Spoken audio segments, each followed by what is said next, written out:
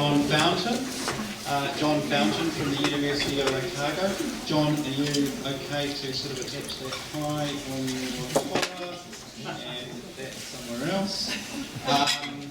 So where are my notes here?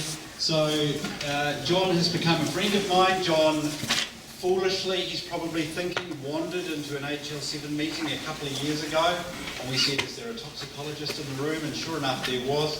So John is a medical doctor working at the Uni of Otago as a medical toxicologist. He works with the National Poison Centre. In this role, he has developed a healthy interest in health informatics. He currently supervises masters and doctoral students studying that subject. He is consulted for business in the space, and he is a newish member of the Health Information Standards Organisation. A particular interest is the development of next generation clinical decision support. Interestingly enough, John is also the person who you may be consulting if you suffer a snake bite in New Zealand. John's topic is SNOMED for core strengths. John has reminded me what core means. He will explain that to you. And without further ado, thank you, John. Away you go. Yeah, thanks, Alistair. Clearly, as far as Alistair is concerned, a good talk is a fast talk. So I'll get through this. I've got a bit to cover. Obviously, covering off on SNOMED, and I'll just give you some background. I haven't actually done anything to implement that. I've got some pretty good examples that are coming up, so I'll just cover some of the basics here, really. And that is, obviously, SNOMED is a terminology, the largest healthcare terminology that is out there at the moment. And really, if it's used in the most appropriate way, we can get highly granular information or data out of the interactions with patients. And I can assure you that as a researcher, one of the hats I'll wear, we need more granular data to actually make sense of what's going on out there. The data we get at the moment is, yes, this data is really good for bean counters in Wellington, not so good for anyone else though. And this is where SNOMED does have a great advantage. It has some 400,000 individual clinical concepts, and they are described by over 1.2 million descriptors. So this is huge. These descriptors have also been translated into a number of languages already, and they can be, as we're aware, mapped into different classifications, terminologies, etc. And this is pretty much what the ecosystem in New Zealand has looked like, or currently does look like. All sorts of different groups trying to communicate with each other and finding it quite difficult to do. The point of SNOMED is that we can use this as a common way of transmitting the information and data that we really want to transmit, and that is a very useful thing. Obviously, once we achieve this, we can have some huge advantages in terms of collecting this data, using it as, and certainly from my clinical perspective, the clinical decision support. I'm sure there's some other clinicians here who would disagree, but I think we need as much support clinically as we can possibly get, and this does give us an advantage there. As well as obviously the mundane reporting and analysis functions that we need to do. Ultimately, by employing this tool, we've got an opportunity to really improve the quality of care and patient outcomes. This has obviously been recognised in New Zealand, and HISO has endorsed SNOMED as the clinical terminology to be used across the health and disability sector in New Zealand. So it's here, it's endorsed, we should be using it. Great, what now? And this is, I think, where we end up with an area which is actually a big challenge. Got a great tool, we can use it to do so much good, but we need to be able to employ it in a meaningful way, particularly so we can actually collect information that can be used later on. And often, people that are on the front line of collecting that information are the clinicians. And I like to see a clinician using a finger, because a clinician with a pencil or pen is a very, very dangerous animal. The pen is probably the most expensive medical tool in the entire healthcare system. All the forms that you put the ticks on to get all your investigations, the new beautiful things that you can do, very, very expensive. Having a finger or something which is organised behind that is probably a good idea. So the challenge from my perspective anyway, and to a certain extent that I throw out to everyone that's in this room, is to develop effective clinical decision support tools. This is wonderful, but that clinical decision support really has to have a workable clinical user interface that integrates with clinical work stream and doesn't slow things down. I think a lot of my colleagues, when they hear there's a new IT tool out there, they get very nervous. It often means they're going to have to do more work. So if we do have this great tool in terms of SNOMED, we need to be able to implement it, but we need to implement it in the right way. And I'd ask people to think about something which is really clinically oriented in terms of the record entry. What I say, the core concept there. If we can't get it right at that very first step, then the rest really falls over. SNOMED does come with a range of abilities for being able to have data input.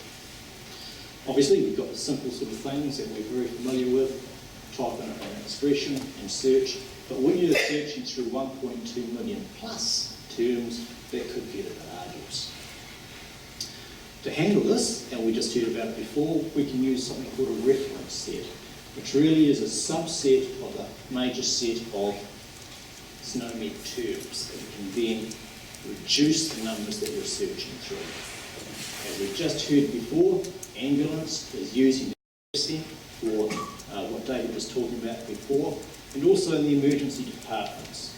We have an emergency care reference set, which has been used in New Zealand, the EDAG, the emergency department, at a glance. So these are being used, so they are workable.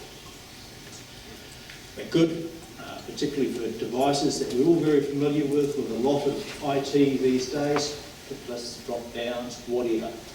And a reference set, you might say, is very good for being able to emulate that, for providing a manageable range of terms. However, there are difficulties.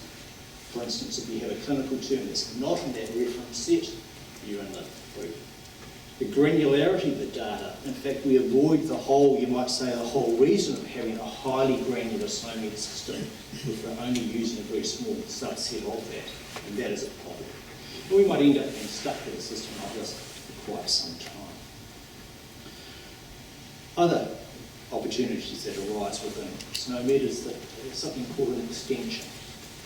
And again, this might be applied to develop a form of a reference set, or more importantly, for putting in terms that may not actually appear in the current international version of SNOMED, the one with the 1.2 million terms. For instance, if I, as a clinical toxicologist, want to record that we had a patient with catipovite, I can't do that with SNOMED because cativo's not in there. So you might say that's a New Zealand extension. It's really good. We might have SNOMED International here, the big ball. We can develop our own little extension on the outside here, and as long as those terms which don't reside in the international extension are connected, we're great. We're okay. We can use a full extent of SNOMED. If that extension is actually proven to be sound, it can also eventually be incorporated into SNOMED International itself. And we do have an example in New Zealand of an almost extension, and again we've heard that being discussed before with the New Zealand medicines terminology. Another way of looking at using SNOMED, so it's not as clunky as it could be, is to break down the SNOMED into the hierarchies and do hierarchical searches. And these are the hierarchies that we have for SNOMED at this time. For instance, if we're looking after clinical finding, we just need to look under those terms in that area. And if we search under something simple, such as tibia, if we search the entire SNOMED dataset, we'll end up with 1,000 to 1,300 terms. If we just look under body structure, we bring that down to 300, or if it's procedure or disorders, we bring those numbers right down. But again, even with this, we need some way of being able to search this with more meaning so it's fast to get the result that we want. One way to do that is to look at things, as we say in medicine, common things happen commonly. So we had a look at last search under tibia disorders. What we would get back is a whole lot of really quite bizarre sort of terms here, which might take you a wee while to figure out what it's about. But if we look at those things that happen commonly, Obviously we get injuries, we get fractures, and you can go down the list of most common occurrences. So the good ones at the top, nice and simple. A very powerful part of SNOMED in terms of being able to use it is the use of expressions. Pre-coordinated expressions and post-coordinated expressions.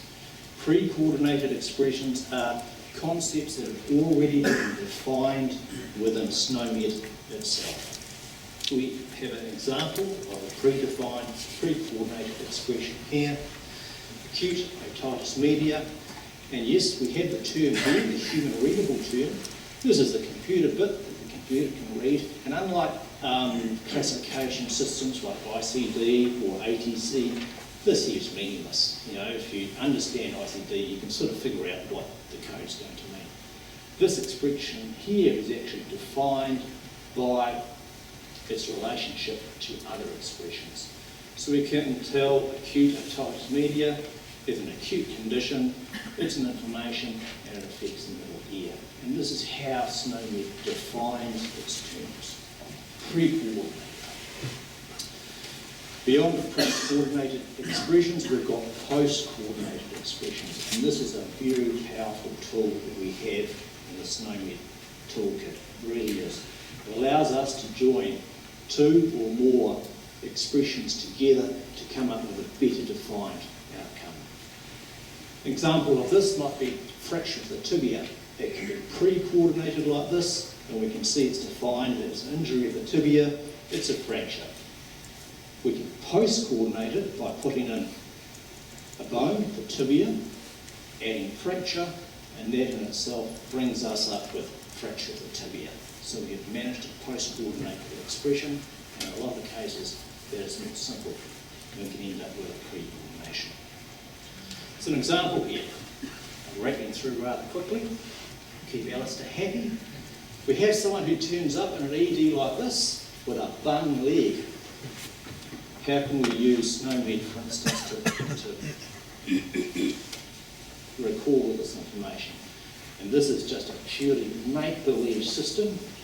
I'm not an IT geek. I couldn't build one of these things if I tried. But it's a concept. Someone's coming in, working diagnosis. Well, the diagnosis can only apply to a certain number of things. It's not a huge list. Bung leg looked like a part of the skeletal system. We know it's the left tibia, so we'll just click on our left tibia there. Bang, we can throw that in. There's actually some post-coordination going on there. Okay, we can enter that left tibia. What are the most common things that happen to someone with a bung tibia? Well, at the top, we've got a fracture. So we'll whack that in, and there you go. Post-coordinated our left fracture. What do you do in terms of investigations for fractured tibia? So what do you think is a fractured tibia? Usually at the top, you've got an X-ray. So we'll bang that in, and one would like to think that we can lead this into the whole, let's order an X-ray off the system without having to write it out with a big crayon. That would be really, really good. So we've got the investigation done as well. Medications. We just heard before the New Zealand medical terminology, and we're going to hear about the New Zealand formulary really soon, and we can actually draw from that for our SNOMED terms. Someone with a fractured tibia, yeah, they often want some pain relief. Let's have a look at there. From our New Zealand formulary, there's only a certain number of medicines that are going to give the pain relief. Remember, we don't have to search the entire pharmacopoeia, it's just pain relieving. And the one we tend to use the most is morphine. Bang on that, we know we're going to have to get a dose, certain other things. So the dose, again, our formulary friends can come to the aid here. We know there's a 10 milligram, 5 milligram, etc. And, well, let's give it 10 milligrams, it's happy. Timing, again, there's only certain options. And again, let's give this person some pain relief intravenously, and we'll give it fast. So we've got stat. So we can run through these things. One would like to think relatively quickly. It's built together adequately. And simply for this, you only actually do need a finger if you've got a mobile device to put this in. You can keep those pens away from the doctors, because that's when things start to be ugly. Also, it means that we can record this information in a highly granular fashion. So all of a sudden, someone like me might want to do some research, or anyone else see that information, can analyse it, and importantly, we can feed that back into the visit clinician, the front line, and the ED, the ward, wherever, and provide them with some good clinical support for what they can do. So really, to wrap up, what I'd say here is a bit of a challenge for the people in this room is if we can get together and we can come up with a good example of how we can use SNOMED to its full potential, not just using it to emulate what we've done in the past, and come up with some really good cutting-edge tools. One of the difficulties is this might be a bit like the start-up of the car industry. We used to have the horseless carriage because you've got a motor engine and you made it copy what we had in the past, a horse carriage. We know the car's quite different from that. And that's what we can do with SNOMED. We can make some very advanced tools out there to help in clinical practice. Thank you. What a fantastic set of analogies you created there, John. So the pen might be mightier than the sword, but the finger is mightier than the pen, and the pen is actually now a very dangerous instrument. So, John, thank you very much. That was a fantastic presentation. I'm going to ask for one question from the audience. Is who would like to ask John something? Over there. Let's see if I can get there without falling off anything. I was just around, does the CT standard have those weighted values, or is that something that we'd have to work out locally? Yeah, that's some of the smarts that you Is that working? That's some of the smarts we have to put in as a rated. Whole range of ways to do that. Possibly what has been done in the past, therefore experience, or possibly more useful, what the outcomes are. You give 10 milligrams of morphine, the patient might still be screaming an hour later. You know, there's a whole raft of ways that you do that, and I think that's the exciting challenge for people out here. Thank you, John. Round of applause for John.